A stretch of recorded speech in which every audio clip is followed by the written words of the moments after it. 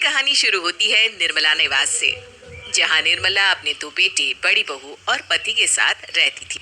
यूं तो इस घर में किसी तरह की कोई तकलीफ नहीं होनी चाहिए थी, पर दोनों भाइयों में 36 का आंकड़ा चलता था।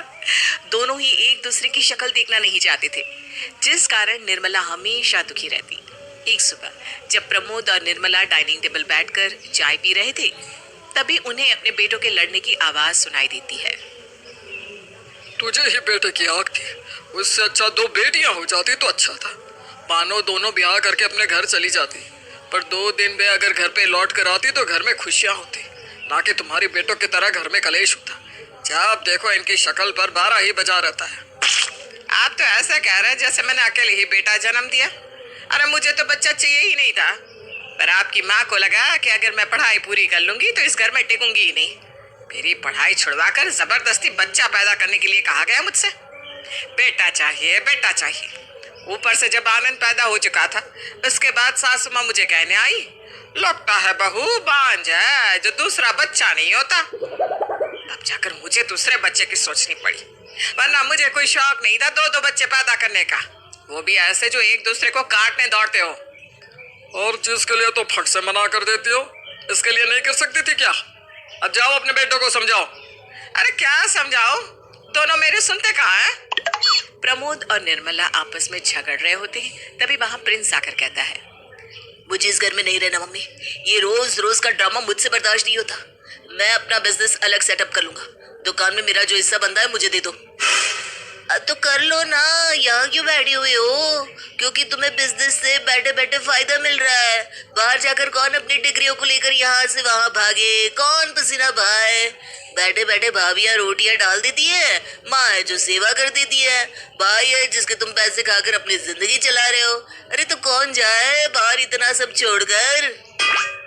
भाभी, आपको ना भैया की कसम, अगर मेरे लिए एक भी रोटी बनाई तो माँ, अब से तुम्हें मेरी रोटियां बनाओगी, वरना मैं बाहर खा लिया करूंगा।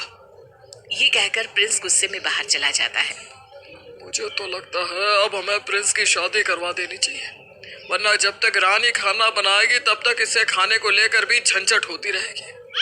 पहली बार आपने कुछ सही कहा है जी। आज ही मैं पंडित जी को घर बुलाकर प्रिंस की कुंडली उन्हें दिखाती हूँ। अरे कोई दोष वोष हो तो वो भी पता कर लेना, फिर निवारण करवा कर इस झंझट से तो निकले। पंडित जी को बुलाया जाता है, बेटी की कुंडली दिखाई जाती है। माँ जी, इनकी कुंडली भी दिखा दीजिए ना। सबसे पहले आनंद जी और प्रिंस भैया की कुंडली मिले, यही जरूरी है। बताइए पंडित जी, कोई उपाय लग सकता है जिससे दोनों भाइयों में मिलाप बना रहे? इस बारे में मैं क्या कहूँ बेटा, मैं देखता हूँ अगर कोई उपाय हो सकता है तो जरूर बताऊंगा। फिलहाल प्रिंस के लिए मेरी नजर में एक बहुत अच्छी लड़की है। मेरे हिसाब से अगर वो इस घर में आ गई तो घर को जोड़ कर रखेगी, सारे दोषों का निवारण बनकर आएगी वो। और प्रिंस की शादी अनीशा से तय हो जाती है। एक बात मैं साफ साफ कह देता हूँ मम्मी, ताकि आगे जाकर किसी को कोई दिक्कत ना हो। जिस दिन अनीशा इस घर में बहू बनकर आ जाएगी ना, उसी रात मैं इस घर को छोड़कर अलग हो जाऊंगा। ये तो मेरी सुनते नहीं भैया, आप तो समझिए, ये सब क्या कह रहे हैं आप? इतनी सी बातों पर रिश्ते नहीं टूटते। ये घर आपका भी तो है भैया। मुझे आनंद भैया की शक्ल देखने में कोई दिलचस्पी नहीं है भाभी, और जिस घर में मेरी कदर ही ना हो मुझे वहां नहीं रहना। और इस शर्त के साथ प्रिंस की शादी अनीशा से हो जाती है और अनीशा अपने ससुराल आती है। गृह प्रवेश के वक्त ही निर्मला और रानी अनीशा को सारी बात बता देती है। क्या प्रिंस इस घर को छोड़कर अलग होने वाले हैं? नहीं नहीं नहीं, मैं ऐसा कभी नहीं होने दे सकती। मैं हमेशा से एक जॉइंट फैमिली में शादी करके आना चाहती थी और इसी कारण मैंने शादी के लिए हाँ किया था मम्मी जी। आज रात जब वो तुम्हें तुम्हारे माई के पक्ष फेरे की रस्म करने के लिए लेकर जाएगा ना, उसके बाद तुम अपने ससुराल कभी लौट कर नहीं आ पाओगी बहू। तुम्हारे मायके से सीधा वो तुम्हें अपने दूसरे घर ले जाएगा, जहां तुम दोनों अकेले रहोगे। मुझे तो अंदाजा भी नहीं था कि मेरा घर यूं बिखर जाएगा बहू। मैं तेरे आगे हाथ जोड़ती हूँ, अगर तू कुछ कर सकती है तो कर और मेरे घर को बचा ले बहू। पहले तो मुझे इस बात की जरा भी भनक नहीं थी मम्मी जी, पर अब जब मुझे सब पता है तो मैं आपको वचन देती हूँ कि आज क्या कभी भी आपका बेटा आपको छोड़कर कहीं नहीं जाएगा। ये आपकी छोटी बहू का वचन है आपको।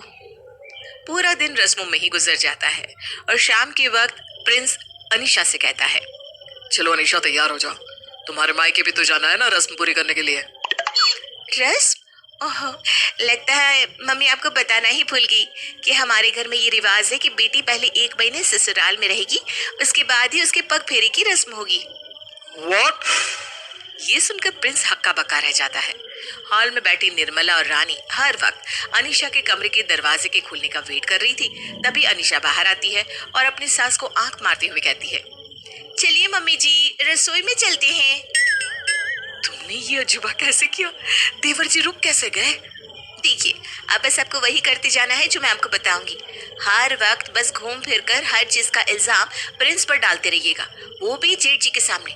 बाकी मैं सब संभाल लूंगी। अगली सुबह, मैं समझती नहीं हूँ क्या, ये सारा किया धरा देवर जी का ही है। कितना उछल रहे थे कि मैं घर छोड़कर चला जाऊंगा। अरे छोड़ देते ना, देश में ही चले जाते। पर देखिए जी, यहाँ ही बैठे हैं वो तो।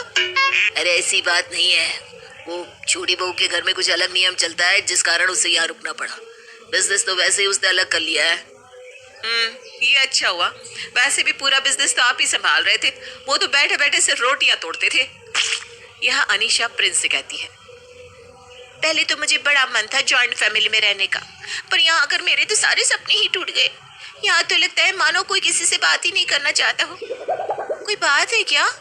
कहीं ऐसा तो नहीं कि मुझसे कुछ छुपाया गया है?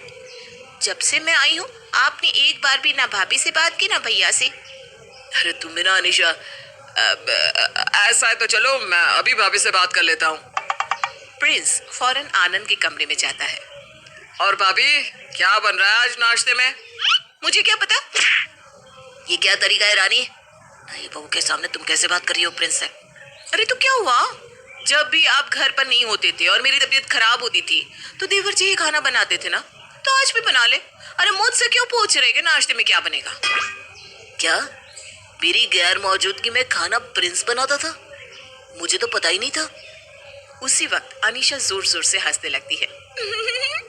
अब लग रहा है ना मैं जॉइंट फैमिली में हूँ। यही तो मजा है जॉइंट फैमिली का। ये कहकर अनीशा कमरे से बाहर चली जाती है। देखिए, हमें कुछ दिन अपनेपन का नाटक करना होगा, वरना मेरी शादी टूट सकती है।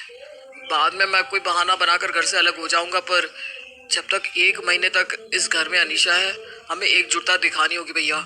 हाँ हाँ, अब आजाद होने के लिए भी नाटक करना पड़ेगा।